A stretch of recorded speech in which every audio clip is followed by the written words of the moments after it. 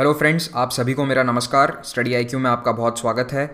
मैं डॉक्टर महिपाल सिंह राठौड़ इस वीडियो में आपसे इमरजेंसी के बारे में बात करूंगा। पहले हम देखेंगे कि इमरजेंसी के कौन कौन से आर्टिकल्स हैं जिनके तहत इमरजेंसी लागू करी जाती है, उसके क्या मेन फीचर्स हैं, और फिर हम बात करेंगे 1975 से लेकर 1977 तक जो चली थी इंदिरा गांधी के समय की इमरजेंसी, उसके बारे में डिटेल में देखेंगे। स्टार्ट करने से पहले आप लोगों को बता दूं कि स्टडी आईक्यू के पेन ड्राइव और टैबलेट कोर्सेज जो कि बैंक और एसएससी एग्ज़ाम्स 2017 के लिए अवेलेबल हैं, आप उनके बारे में ज़्यादा जानकारी के लिए इस वेबसाइट पे जा सकते हैं studiiq.in, या फिर इस नंबर पे कॉल कर सकते हैं। तो सबसे पहले ये जानेंगे कि इमरजेंसी क्या होता है। आम भाषा में कहूँ तो इमरजेंसी का मतलब कोई भी आपातकालीन स्थिति, जैसे अगर आपके आसपास कहीं आग लग जाती है तो आपको उसे आग को बुझाना पड़ेगा या फिर अपने आप को बचाने के लिए आग से दूर भागना पड़ेगा। तो इसी तरह की अगर सिचुएशन कभी हमारे देश में आ जाए तो उससे निपटने के लिए हमारे शासन में कुछ अलग व्यवस्था करी गई है। तो emergency is a state of altered constitutional setup, यानी कि हमारा संविधान कुछ अलग व्यवस्था के अंडर में चलता है, उसके कुछ अलग प्रावधान उस वक्त काम में होते हैं और ये सिचुएशन कहलाती है इमरजेंसी। ऐसा तब के लिए होता है जब हमारे देश को अंदर से या फिर बाहर से कोई खतरा हो या फिर कोई फाइनेंशियल बड़ी प्रॉब्लम आने वाली है। तो ये तीन तरह के जब खतरे होते हैं तब इमरजेंसी लागू की जा सकती है।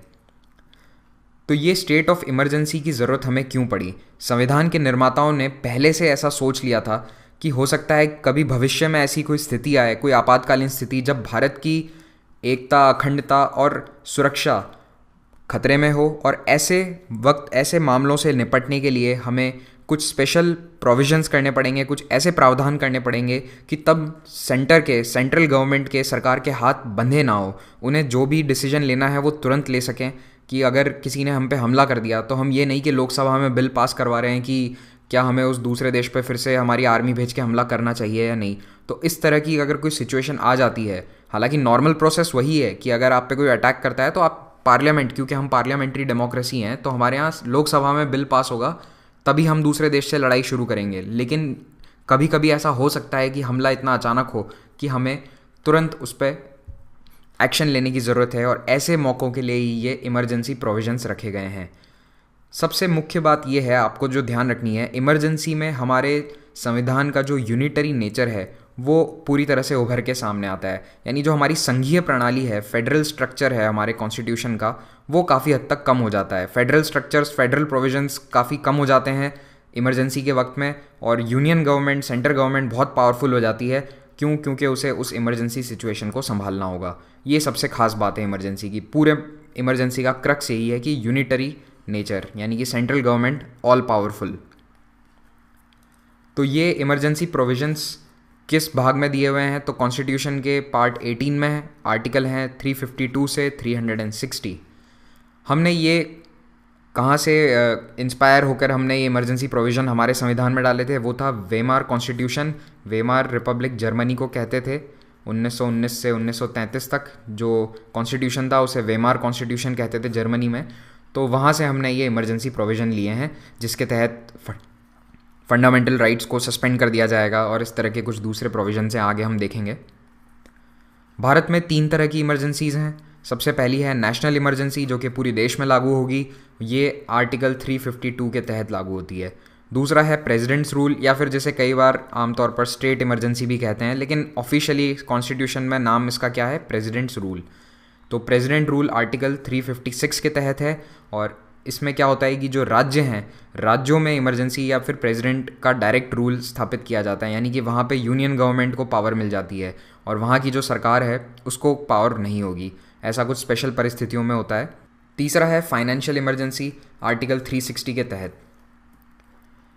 अब हम देखेंगे एक एक करके कि इन तीनों को कब लागू किया जा सकता है। तो grounds for proclamation of national emergency. तो नेशनल इमरजेंसी सिर्फ और सिर्फ इन 3 परिस्थितियों में लागू करी जा सकती है। वो है, पहला वॉर, यानी कि लड़ाई चल रही है हमारी किसी और देश के साथ। एक्सटर्नल एग्रेशन, यानी कि बाहर का कोई देश या फिर कोई नॉन स्टेट एक्टर हम पे हमला कर दे। और तीसरा आर्म्ड रेबेलियन, यानी कि कोई हथियारबंद ग्रुप भारत सरकार के खिलाफ लड़ाई करने उतर जाए भारत के अंदर ही। पहले यहाँ पे ये शब्द था इंटरनल डिस्टर्बेंस, जिसे 1978 में बदल दिया गया। तो पहले ओरिजिनल कॉन्स्टिट्यूशन में 3 थे, वॉर, एक्सटर्नल एग्रेशन और इंटरनल डिस्टर्बेंस। अब है आर्म्ड रेबेलियन। इन तीनों स्थितियों के अलावा अगर ऐसा सरकार को कभी भी लगता है कि ये स्थिति आने वाली है, यानी कि वॉर आने वाला है या फिर कोई हथियारबंद ग्रुप है जो हमारे खिलाफ लड़ाई छेड़ने वाला है, तो ऐसे में भी इमरजेंसी लागू करी जा सकती है। यानी कि अभी तक ये परिस्थिति आई नहीं है, लेकिन आने से पहले ही आप इमरजेंसी लागू कर दें। फिर है प्रेसिडेंट्स रूल या फिर स्टेट इमरजेंसी। उसको आप लागू कर सकते हैं अगर कॉन्स्टिट्यूशनल मशीनरी फेल हो जाती है स्टेट में। ये एग्जैक्ट वर्ड्स हैं जो हमारे संविधान में लिखे हुए हैं, यानी कि जो राज्य का संवैधानिक ढांचा है वो चरमरा गया है या फिर वो ठीक से काम नहीं कर रहा है। तो इसके अंदर बाद में कई सारे कोर्ट केसेस जब हुए हैं तब उसमें व्याख्या करी गई सुप्रीम कोर्ट द्वारा कि वो क्या कंडीशंस हैं जिनमें एक कॉन्स्टिट्यूशनल मशीनरी का फेलियर माना जाए। तो वो सरकारिया कमीशन के भी इसमें कई सारे रिकमेंडेशंस थे। आपको सरकारिया कमीशन के बारे में पता होना चाहिए, उसने सेंटर स्टेट रिलेशंस के बारे में बताया था, 1988 में आया था ये। उसके बाद है एक और condition, failure to comply with the directions of centre. इसे ज़रूर याद रखिएगा, लोग इसे भूल जाते हैं। 365 आर्टिकल 365 में ये बताया गया है कि अगर कोई भी राज्य केंद्र के निर्देशों का पालन नहीं करता है तो भी वहाँ पे प्रेसिडेंट्स रूल लागू किया जा सकता है, यानी कि फिर से सेंटर को पावर है। फिर आता है grounds for proclamation of financial emergency. तो फाइनेंशियल इमरजेंसी लागू करी जा सकती है जब भारत की फाइनेंशियल स्टेबिलिटी खतरे में है या फिर क्रेडिट ऑफ इंडिया खतरे में है। तो अगर हमारे देश की इकोनॉमिक हालत बहुत ज़्यादा ख़राब हो जाती है तो ये इमरजेंसी लागू करी जा सकती है। तो अभी तक नेशनल इमरजेंसी यानी कि आर्टिकल 352 वाली जो इमरजेंसी है वो कितनी बार लागू करी गई है? 3 बार। पहली बार उसे 1962 में लागू किया गया था जब इंडो चाइना वॉर शुरू हुआ, और उसके बाद वो कंटिन्यू रही जब इंडो पाकिस्तान वॉर हुआ 1965 का। उसके बाद भी वो चलती रही क्योंकि भारत की इकोनॉमी काफ़ी ख़राब थी उस वक्त, और 68 जनवरी 1968 में जाकर ये बंद हुई थी, ये रिवोक हुई थी। फिर 1971 में फिर से जब भारत पाकिस्तान युद्ध हुआ तब भी इसे इमरजेंसी को लागू कर दिया गया। और फाइनली तीसरा 1975 इंदिरा गांधी ने इंटरनल डिस्टर्बेंस का कारण बताकर इमरजेंसी को लागू किया। तो ये दोनों इमरजेंसी क्या, एक्सटर्नल एग्रेशन के कारण कि किसी पड़ोसी मुल्क ने हम पे हमला कर दिया, तो ये है एक्सटर्नल एग्रेशन कारण था इसका, और इसका था इंटरनल डिस्टर्बेंस। तो अब हम देखेंगे कि नेशनल इमरजेंसी लागू कैसे करी जाती है, उसका प्रोसीजर क्या है। तो इमरजेंसी सिर्फ और सिर्फ प्रेसिडेंट लागू कर सकते हैं, लेकिन वो ऐसा तभी करेंगे जब यूनियन कैबिनेट उन्हें रिटर्न में देगा, लिखित में ऐसा एडवाइस करेगा कि भारत को जो 3 कंडीशंस हमने पहले बताई थी उनमें से कोई एक कंडीशन से खतरा है और आप इमरजेंसी लागू कीजिए। पहले ये लिखित में देना ज़रूरी नहीं था, लेकिन 44th कॉन्स्टिट्यूशनल अमेंडमेंट एक्ट 1978 के तहत ये चेंज किया गया, ये बदलाव आया कि अब लिखित में देना ज़रूरी है। पहले अगर प्रधानमंत्री वर्बली भी बोल देते थे कि नहीं आप लागू कर दीजिए तो भी नेशनल इमरजेंसी लागू हो जाती थी। तो इस 44th कॉन्स्टिट्यूशनल अमेंडमेंट का नाम बार बार आएगा क्योंकि इसने इमरजेंसी के प्रावधानों में बहुत बदलाव किए हैं। ठीक है, तो अब मैं इसे हर जगह 44th CA की तरह लिखूंगा, तो आप समझ जाइएगा ये 44th कॉन्स्टिट्यूशनल अमेंडमेंट है। तो प्रेसिडेंट ने उसे लागू किया। उसके बाद दूसरा स्टेप क्या होगा? पार्लियामेंट से अप्रूवल। पार्लियामेंट यानी कि लोकसभा और राज्यसभा दोनों में स्पेशल मेजॉरिटी चाहिए 1 महीने के अंदर अंदर। अगर 1 महीने में लोकसभा राज्यसभा इसे पास नहीं करते हैं तो इमरजेंसी उसी वक्त ख़त्म हो जाएगी। तो ये भी 44th अमेंडमेंट से लाया गया। पहले 2 महीने था, ये 1 महीने में नहीं, आपको 2 महीने के अंदर परमिशन लानी होती थी, और स्पेशल मेजॉरिटी भी नहीं, पहले सिर्फ सिंपल मेजॉरिटी चाहिए थी। तो ये स्पेशल मेजॉरिटी का क्या मतलब है? देखिए, लोकसभा में कितनी सीटें हैं? 545। तो यहाँ पे स्पेशल मेजॉरिटी का मतलब है कि आप 50% +1 वाली मेजॉरिटी तो लेकर आए, यानी कि 273 वोट्स चाहिए, और उसके उपरांत जो 2/3 member present and voting, 2/3 of the majority of the members present and voting, ये दोनों कंडीशंस फॉलो होनी चाहिए, तब होती है स्पेशल मेजॉरिटी।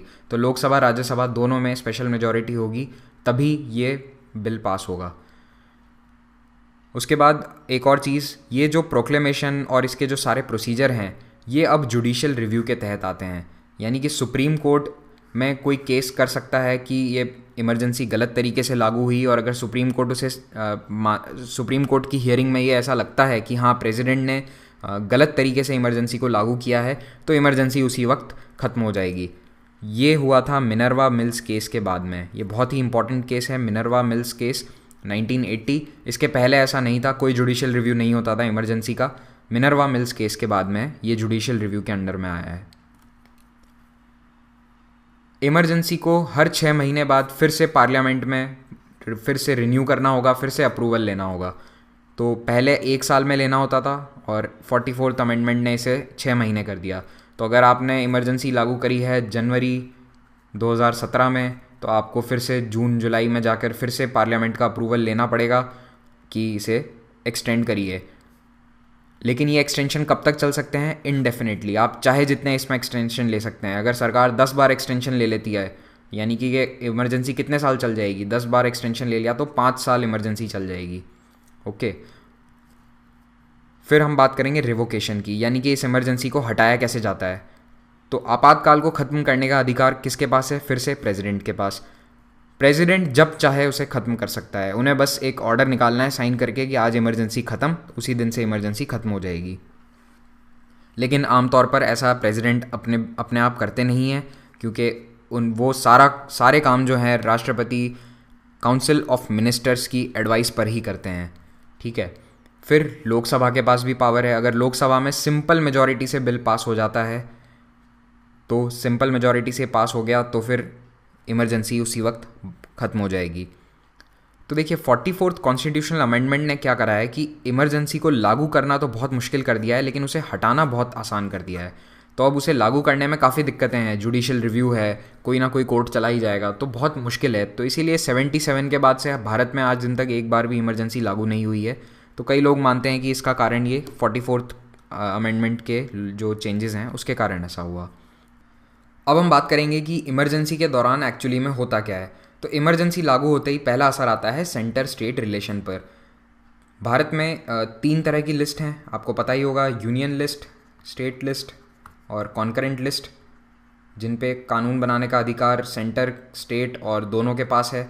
ठीक है। लेकिन जब इमरजेंसी लागू होती है तो सेंटर के पास ये पावर होता है कि वो स्टेट सब्जेक्ट्स के भी सभी कानून अपने आप बना सके। और ऐसा नहीं है कि देखिए राज्य की सरकार काम करना बंद कर देगी या फिर राज्य की विधानसभा कानून नहीं बनाएगी।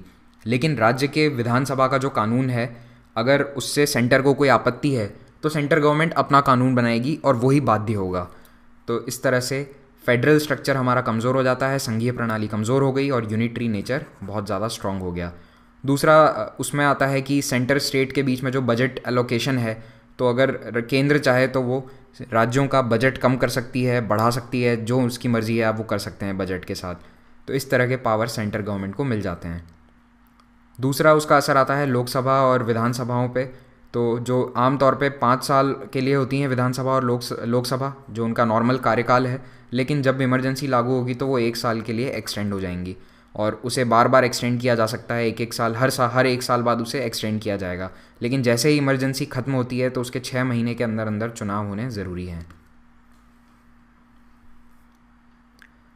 फिर हम देखेंगे फाइनल तीसरा इफेक्ट होता है उसका आम जनता पे, फंडामेंटल राइट्स पे। तो effect on fundamental rights, article 19 यानी कि freedom of speech, freedom of expression, freedom of association, ये सभी सस्पेंड हो जाएंगे। और उसके अलावा दूसरे जितने भी फंडामेंटल राइट्स हैं वो भी सस्पेंडेड होती हैं, सिवाय आर्टिकल 20 यानी कि कन्विक्शन फॉर ऑफेंसेस और article 21 right to life and personal liberty. तो बस ये दोनों सरकार सस्पेंड नहीं कर सकती। उसके अलावा जितने भी फंडामेंटल राइट्स हैं उन सभी को सरकार सस्पेंड कर सकती है। अब हम बात करेंगे 1975 से 1977 तक जो इमरजेंसी चली थी, जो आपातकाल का पीरियड था, उसकी हम बात करते हैं। इतना कंट्रोवर्शियल क्यों है? ये उस दिन का अखबार है जिस दिन आपातकाल लागू हुआ था, 26 जून 1975। Emergency declared. देखिए जेपी, मोरारजी, अडवाणी, अशोक मेहता, वाजपेयी अरेस्टेड। तो ये वाली इमरजेंसी इतनी कंट्रोवर्शियल क्यों है? इसका कारण है कि उस वक्त की जो हमारी प्रधानमंत्री थी श्रीमती इंदिरा गांधी, उन्होंने इस इमरजेंसी को लागू किया था सिर्फ़ और सिर्फ अपने राजनीतिक कैरियर के कारण। वो चाहती थी कि देश पे उनका पॉलिटिकल कंट्रोल बना रहे और उस वक्त कुछ ऐसी स्थितियां बन गई थी कि उनका कैरियर दांव पे था, राजनीति कमज़ोर पड़ रही थी उनकी। आपको मैं बताऊंगा अगली स्लाइड में ऐसा क्या हुआ था। तो उन्होंने कारण क्या दिया, ऑफिशियल इंटरनल डिस्टर्बेंस। अब उस वक्त इंटरनल डिस्टर्बेंस की ज़्यादा डिटेल में व्याख्या नहीं करी गई थी संविधान में, बस यही शब्द लिखे हुए इंटरनल डिस्टर्बेंस। अब इसका मतलब तो कुछ भी हो सकता है। इंटरनल डिस्टर्बेंस आप सोचिए, नक्सलवाद भी इंटरनल डिस्टर्बेंस है। अगर कोई प्रधानमंत्री के घर के बाहर धरना दे रहा है तो प्रधानमंत्री की नज़रों में तो वो भी इंटरनल डिस्टर्बेंस हो सकता है। तो ये बहुत ही वेग सा टर्म है। उन्होंने कारण दिया उस वक्त कि पुलिस और आर्मी को कुछ लोग भड़का रहे हैं और देश के काम में बाधा पहुंचा रहे हैं, तो ये उन्होंने रीज़न दिया, इंटरनल डिस्टर्बेंस। इमरजेंसी की तारीखें आपको पता होनी चाहिए, 26 जून 1975, 21 मार्च 1977। राष्ट्रपति कौन थे जिन्होंने इसे प्रोक्लेम किया, फ़खरुद्दीन अली अहमद। ये श्रीमती इंदिरा गांधी का फ़ोटो है जब उन्होंने ऑल इंडिया रेडियो पे अपना संबोधन दिया इमरजेंसी लागू होते ही। तो इसके पीछे अब जानेंगे थोड़ा सा बैकग्राउंड कि ये अचानक से इमरजेंसी उन्होंने क्यों लागू करी। पहली चीज़ देखिए, 1970 के समय से ही 5-6 सालों से श्रीमती इंदिरा गांधी और जुडिशरी दोनों एक दूसरे से काफ़ी टकराव की स्थिति में थे। कई सारे केसेस हुए थे जिसमें सरकार और जुडिशरी आमने सामने हुए थे, जैसे गोलकनाथ केस, केशवानंद भारती केस और प्रिवी पर्सेस। और कई सारे अमेंडमेंट भी सरकार लेकर आई थी, 24th amendment act, 26th amendment act. तो इन सब के कारण सरकार और जुडिशरी के बीच में एक टकराव की स्थिति बनी हुई थी। फाइनल जो आखिरी जो सबसे बड़ा कारण बना वो था राजनारायण केस। राजनारायण केस का फैसला आया 12 जून 1975 को। ये राजनारायण कौन थे? देखिए, 1971 के जो आम चुनाव हुए थे उसमें ये श्री राजनारायण ने इंदिरा गांधी के खिलाफ चुनाव लड़ा था, लोकसभा इलेक्शन, और उसमें इंदिरा गांधी की जीत हुई। लेकिन राजनारायण ने केस किया इलाहाबाद हाई कोर्ट में कि उन्होंने इलेक्टोरल माल प्रैक्टिस करी, यानी कि उन्होंने बहुत गलत तरीक़ों से अपना चुनाव प्रचार किया, सरकारी तंत्र का पूरा उपयोग किया, सरकारी अफसरों को अपनी कैंपेनिंग में लगाया। तो ये सब इलेक्टोरल माल प्रैक्टिस है और ये केस वो जीत गए। 4 साल बाद जब उसका फ़ैसला आया इलाहाबाद हाई कोर्ट में, ये 12 जून 1975 को इसका फ़ैसला आया और फैसला राजनारायण के पक्ष में गया। इस फैसले के कारण श्रीमती इंदिरा गांधी लोकसभा की मेंबरशिप उनकी हट गई और उन्हें अगले 6 साल तक चुनाव लड़ने से रोक दिया गया। तो आप समझ सकते हैं कि अगले ही साल चुनाव आने वाले थे, 76 में वैसे भी चुनाव होने थे। तो ये तो इंदिरा गांधी का पॉलिटिकल कैरियर बहुत ही मुसीबत में पड़ गया। तो उन्होंने इसके 10 दिन बाद ही इमरजेंसी लागू कर दी, 10-12 दिन बाद ही। उसी के साथ साथ एक चीज़ और देश में चल रही थी, वो था जेपी मूवमेंट या फिर टोटल रेवोल्यूशन, जिसे कहा था जयप्रकाश नारायण ने। ये हैं श्री जयप्रकाश नारायण, भारत के स्वाधीनता संग्राम के बहुत बड़े नेता, कांग्रेस के मेंबर रहे थे। और 1970 आते आते इनकी एज इतनी हो चुकी थी कि ये पॉलिटिक्स से पूरी तरह रिटायर हो गए थे। लेकिन जो बिहार में कांग्रेस सरकार थी उसकी ऐसी हालत देखकर उन्होंने अपने रिटायरमेंट से फिर से बाहर आए और उन्होंने एक स्टूडेंट्स का आंदोलन लीड किया। उसका नाम था बिहार मूवमेंट। तो बिहार मूवमेंट जो था वो स्टूडेंट्स ने लॉन्च किया था और उसके नेतृत्व के लिए जयप्रकाश नारायण रिटायरमेंट से बाहर आए। और दूसरी ओर गुजरात में एक आंदोलन चला था जिसका नाम था नवनिर्माण आंदोलन। ये भी एक स्टूडेंट्स का आंदोलन था और इसे भी जेपी ने अपना सपोर्ट दिया था। तो ये दोनों जो आंदोलन हैं इससे इंदिरा गांधी काफ़ी चिंतित थी, क्योंकि नवनिर्माण आंदोलन में गुजरात में जो कांग्रेस सरकार है वो गिर गई थी और यहाँ बिहार में भी जो कांग्रेस सरकार थी उसे हटाने की मांग कर रहे थे जयप्रकाश नारायण। और देखिए, ये इतने सीनियर लीडर थे, जयप्रकाश नारायण का कद बहुत ऊंचा था। ये अगर राजनीति में रहते तो शायद सरदार पटेल, जवाहरलाल नेहरू इनके कद के नेता होते, लेकिन इन्होंने कभी इतना एक्टिवली इन्वॉल्वमेंट नहीं लिया आज़ादी के बाद। तो जयप्रकाश नारायण की लोगों में बहुत अच्छी छवि थी और इनका लोगों ने बहुत साथ दिया। और इसी बिहार मूवमेंट के वक्त ये लालू प्रसाद यादव, नीतीश कुमार, ये सभी नेता स्टूडेंट लीडर्स की तरह उभर कर सामने आए। तो 1975 में ये मूवमेंट चल रहा था, बिहार मूवमेंट, ठीक है, 1974 और 75 में। तो इंदिरा गांधी की जो एंटी डेमोक्रेटिक एक्टिविटीज़ थी ये आंदोलन उसके भी खिलाफ हो गया। शुरुआत कहाँ से हुई थी? बिहार गवर्नमेंट को हटाने की, लेकिन धीरे धीरे डिमांड क्या बन गई कि इंदिरा गांधी अपने सत्ता छोड़ें, अपने सिंहासन को छोड़ें। क्यों? क्योंकि देखिए, सब देख रहे थे कि कैसे इंदिरा गांधी जुडिशरी को सबवर्ट कर रही हैं, कैसे वो जुडिशरी के फैसलों पे उन्हें बदलाव करने के लिए पार्लियामेंट में कॉन्स्टिट्यूशनल अमेंडमेंट्स लेकर आ रही हैं एक के बाद एक। तो इस कारण से कई सारे नेता उनसे नाराज़ थे, कई सारे लोग उनसे नाराज़ थे और इस नाराज़गी का फ़ायदा जयप्रकाश नारायण के आंदोलन में निकला और इसको इन्होंने नाम दिया टोटल रेवोल्यूशन। उनका नारा था कि give me 1 year to build a new country, मैं 1 साल में एक पूरा नया देश खड़ा कर दूंगा। ये पूरी तरह से नॉन वायलेंट प्रोटेस्ट था। जयप्रकाश नारायण खुद एक गांधीवादी थे। उन्होंने कहा कि किसी तरह की हिंसा नहीं होनी चाहिए, आप प्रोटेस्ट करें, सत्याग्रह करें, धरना प्रदर्शन, डेमोन्स्ट्रेशन। तो ये सब 1 साल से चल ही रहा था। और ऐसे माहौल में जब पूरे देश में हर राज्य के राजधानी में लगातार प्रोटेस्ट हो रहे थे, ऐसे माहौल में वो राजनारायण केस का फैसला आता है।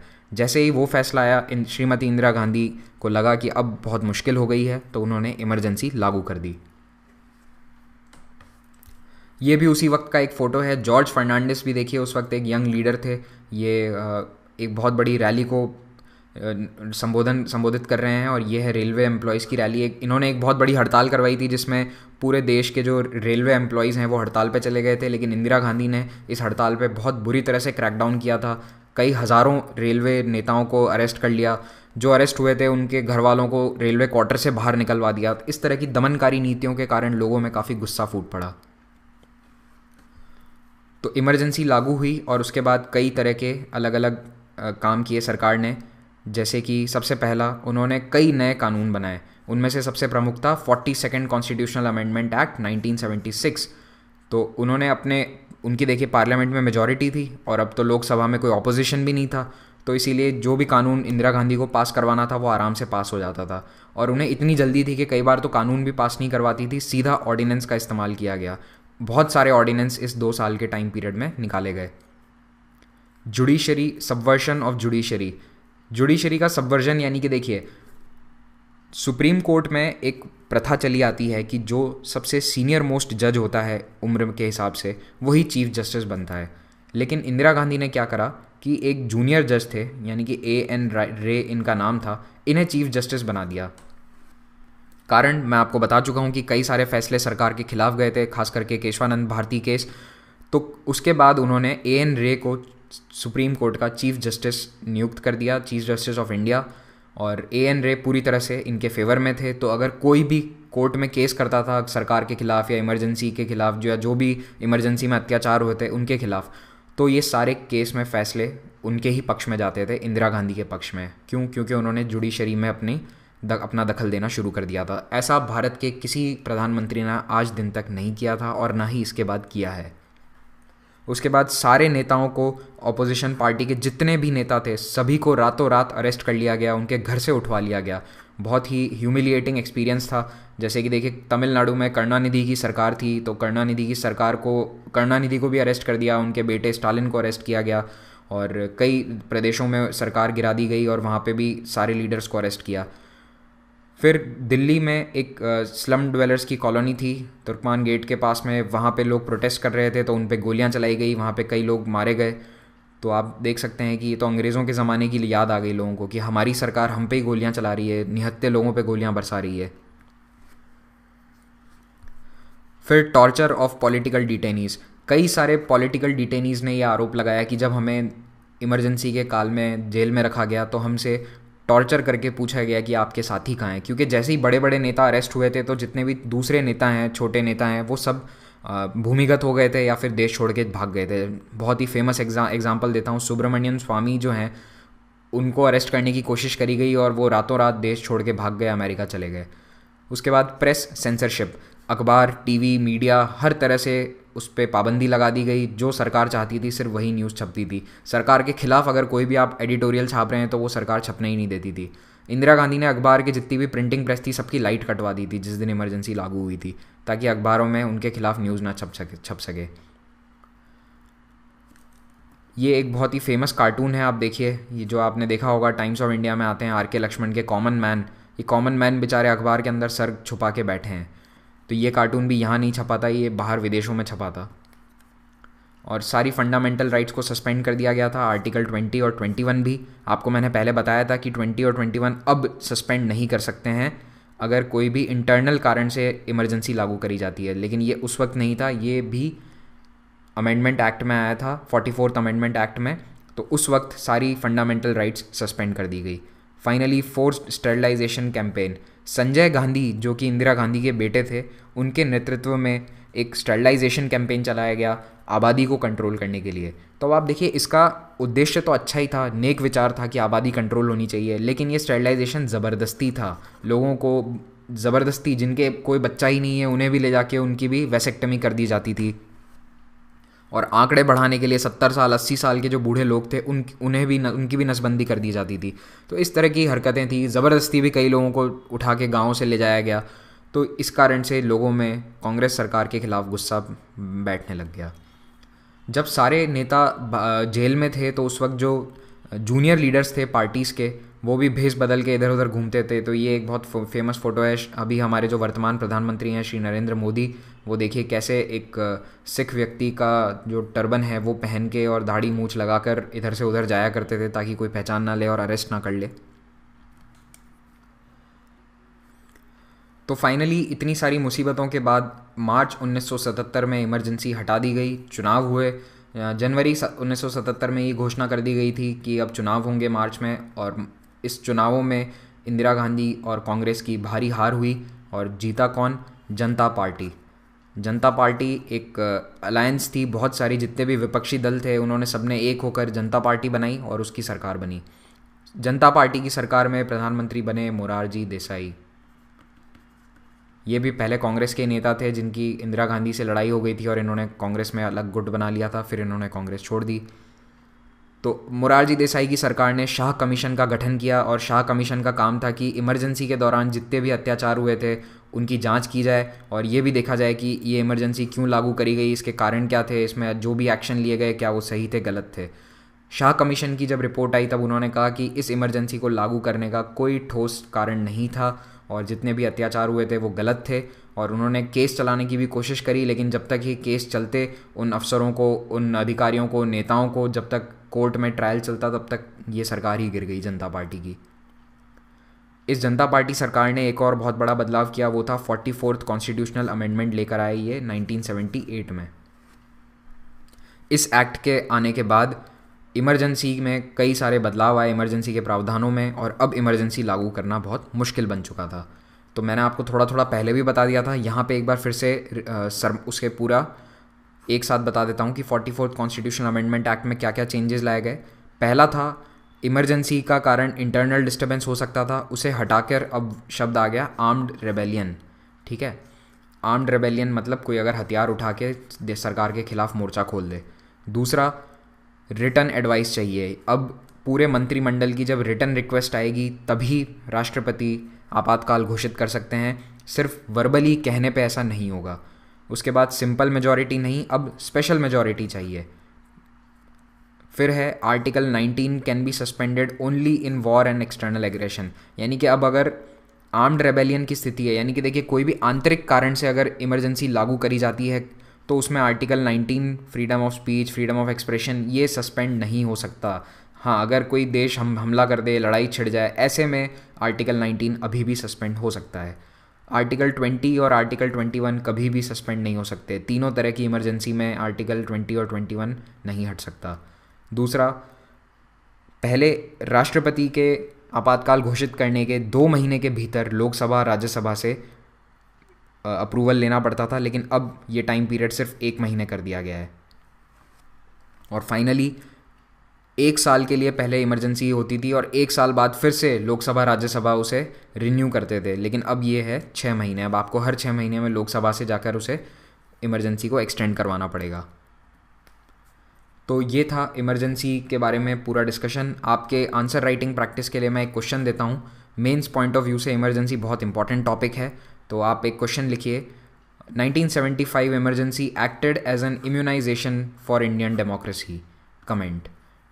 तो इम्यूनाइजेशन का क्या मतलब होता है? जैसे बच्चों को वैक्सीन दी जाती है तो आगे कोई बीमारी ना लगे इसलिए उन्हें एक टीका दिया जाता है, जिससे बच्चे 2 दिन थोड़ा सा उन्हें बुखार आता है, थोड़े से रोते हैं, लेकिन वो आगे उन्हें बड़ी बीमारी से बचा लेता है। तो आपको भी कुछ इसी लाइन्स पे इसका आंसर लिखना है। तो अगर आप लिख सकते हैं तो कमेंट्स में इसके बारे में लिखिए। यूट्यूब में या फिर किसी भी पब्लिक फोरम पे आंसर लिखने का एक बहुत बड़ा फ़ायदा ये होता है कि दूसरे लोग आपके आंसर को पढ़ सकते हैं, उसमें कोई कमी है या फिर बहुत अच्छा है तो आपको फीडबैक दे सकते हैं। अगर आपको ये वीडियो लेक्चर अच्छा लगा तो प्लीज़ कमेंट्स में अपना फीडबैक दीजिए, और आप टॉपिक्स भी सजेस्ट कर सकते हैं कि हम किस टॉपिक्स पे और वीडियो बनाएं। जो भी पॉपुलर डिमांड्स रही हैं उन पे हमने वीडियो बनाए हैं, आगे भी बनाते रहेंगे। And if you like our content, please like, share and subscribe to our channel. Thank you very much for watching.